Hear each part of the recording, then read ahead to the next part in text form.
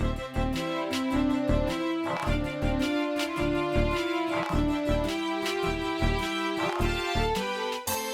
எல்லாருக்கும். Bonjour à tous. Comment allez-vous? நாங்கள் சென்ற 2 பாடங்களும் மீட்டல் வகுப்புகளாக இருந்தது. சரி, அப்போ நாங்கள் படித்ததை திருப்பி பார்த்து நாங்கள் எப்படி வசனங்கள் ஒவ்வொரு காலத்தோடையும் வச்சு அமைப்பது என்று சொல்லி பார்த்து நாங்கள் அது உங்களுக்கு ரொம்ப உதவியாக இருக்கும். நீங்கள் அதை வச்சுக்கொண்டு இப்போ கொஞ்சம் ஃப்ரெஞ்சு பேச ஆரம்பிச்சிருப்பீர்கள் என்று நம்புகிறேன். இன்றைக்கு நாங்கள் எப்படி கடிதம் எழுதுவது என்று சொல்லி பார்க்க இருக்கிறோம். அதிலே முதலாவதாக நாங்கள் கூடுதலாக பாவிக்கிறது டொமிசில் லெட்டர் என்று சொல்லுவியல், அட்டஸ்டேஷன் d'hébergement.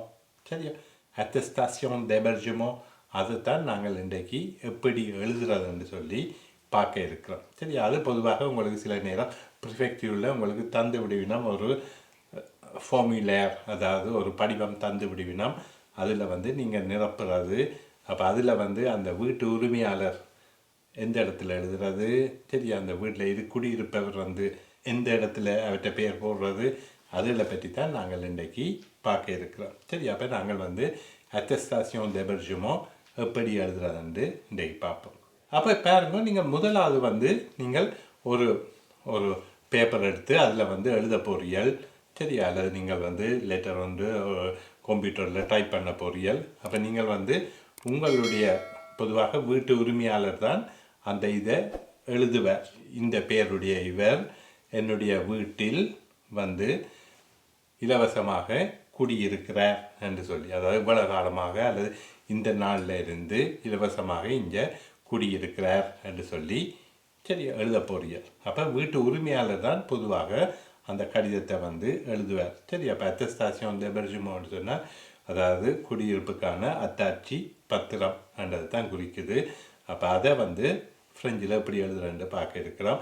அப்போ நீங்கள் ஒரு பேப்பர் எடுக்கிறீங்க அல்லது ஒரு பேப்பரில் கம்ப்யூட்டரில் டைப் பண்ண போறீங்கன்னு சொன்னால் முதல்ல உங்களோட பெயரையும் சரி உங்களோட முழு பெயரையும் முகவரியையும் போடுவியல்.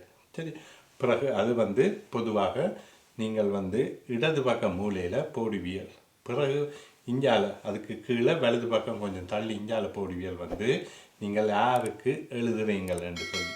சரியா, பொதுவாக மேரிக்கு எழுதுறீங்கள் என்று சொன்னால் அப்போ அந்த மேரிண்ட இதை போடுவீங்கள். அல்லது ப்ரிஃபெக்சூருக்கு அனுப்புறீங்கள் என்று சொன்னால் ப்ரிஃபெக்சூருண்ட எந்த ப்ரிஃபெக்சூர் என்று சொல்லி அந்த முகவரியை போடுவீங்கள். சரி, இல்லாட்டி அது அவ்வளவு முக்கியமும் இல்லை, யாருக்கு எழுதியிருக்கிறீங்கள்னு சொல்லி முக்கியமும் இல்லை.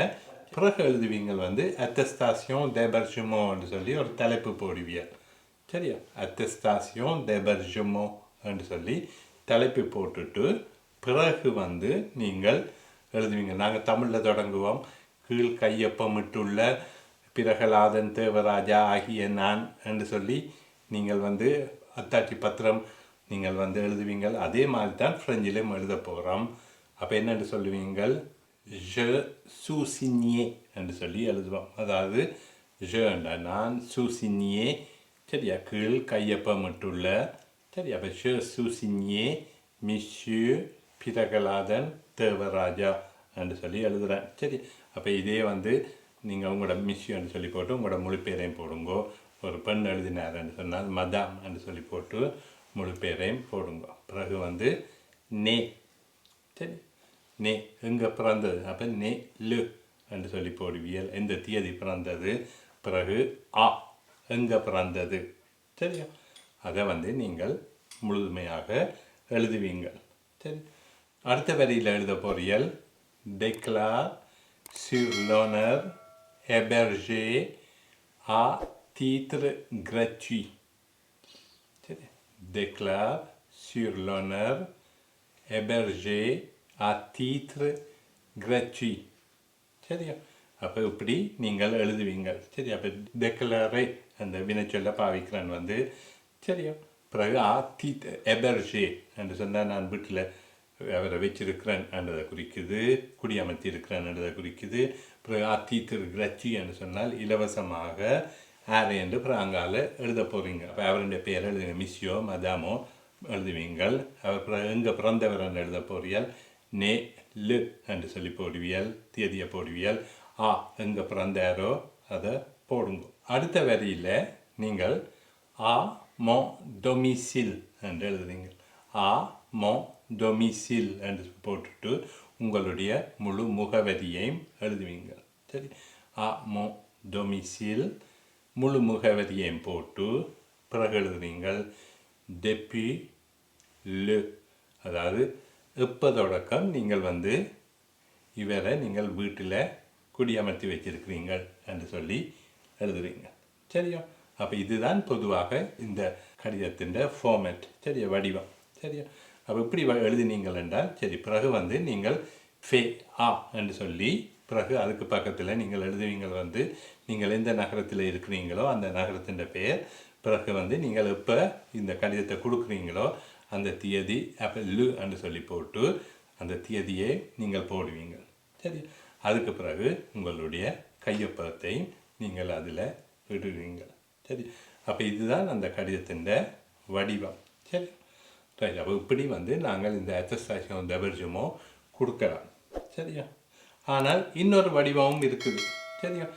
பொதுவாக இந்த வடிவம் வந்து நாங்கள் பொதுவாக எழுதி கொடுப்பது. சரியா? நான் உங்களுக்கு சில நேரம் ப்ரிஃபெக்சரில் வேறு வடிவங்களும் வேறு வடிவம் இந்த அட்டஸ்டேஷன் டெபர்ஜுமோ தரலாம். சரி, நாங்கள் இன்னொரு வடிவத்தையும் பார்ப்போம். அப்போ எப்படி அதை நிரப்புறதுன்னு சொல்லி பார்ப்போம். சரி, அது பொதுவாக உங்களுக்கு ஒரு படிவம் தெரிவினம், அதில் வந்து பெயர், சரியா, முகவரி, இதுகள் வந்து எப்படி நிரப்புறதுன்னு சொல்லி இன்றைக்கு பார்க்க போகிறோம். சரியா?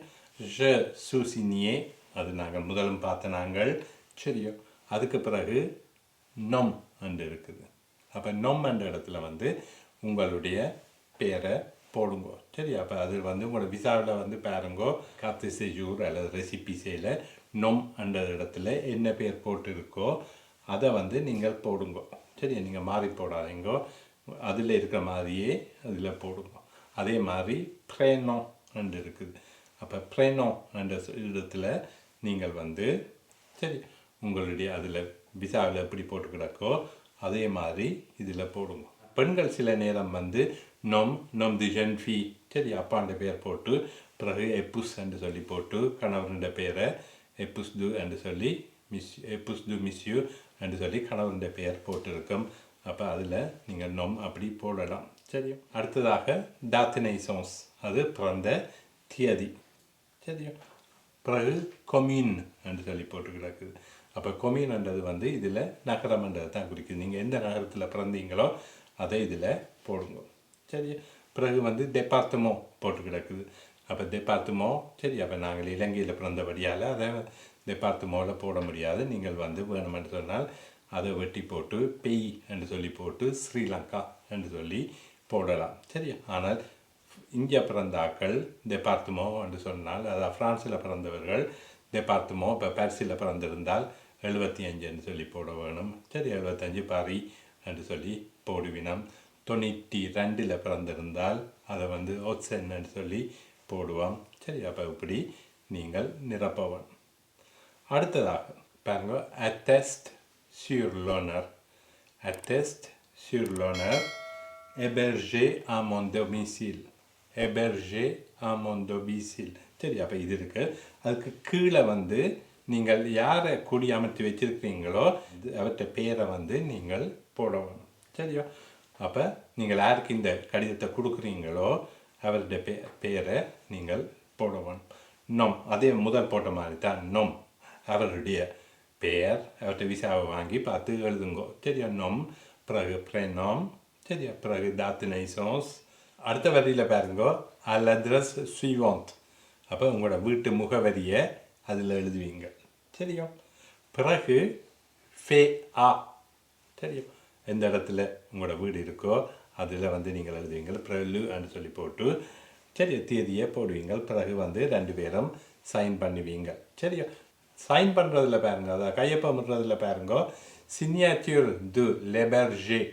சரியா? சிக்னேச்சர் டு லெபர்ஜே. சரியா? அப்போ யார் குடியிருப்பவரோ அவரை வந்து சைன் பண்ணணும். சரியா? பிறகு வந்து சிக்னேச்சர் டு லெபர்ஜர். சரி, யார் குடி அமர்த்தி வச்சுருக்கிறாரோ அந்த வீட்டு உரிமையாளரோ அவர் வந்து இதில் சைன் பண்ணுவார். சரியா? ரைட். அப்போ இப்படி சைன் பண்ணி போட்டு இந்த படிவத்தை நிரப்பி வந்து நீங்கள் கொடுக்கலாம்.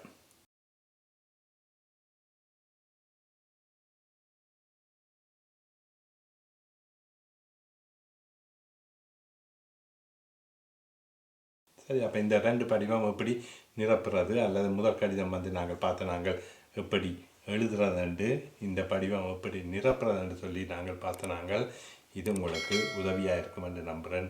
நாங்கள் மீண்டும் இன்னொரு கடிதத்தில் அடுத்த பாடத்தில் சந்திப்போம். இந்த பாடம் பற்றிய உங்களுடைய எண்ணங்களையும் கருத்துக்களையும் கொமெண்ட்ஸில் பதிவிடுங்கள். பிடித்திருந்தால் லைக் பண்ணுங்கள், ஷேர் பண்ணுங்கள், சப்ஸ்கிரைப் பண்ணுங்கள். நான் உங்கள் பிரகலாதன். Au revoir, à bientôt.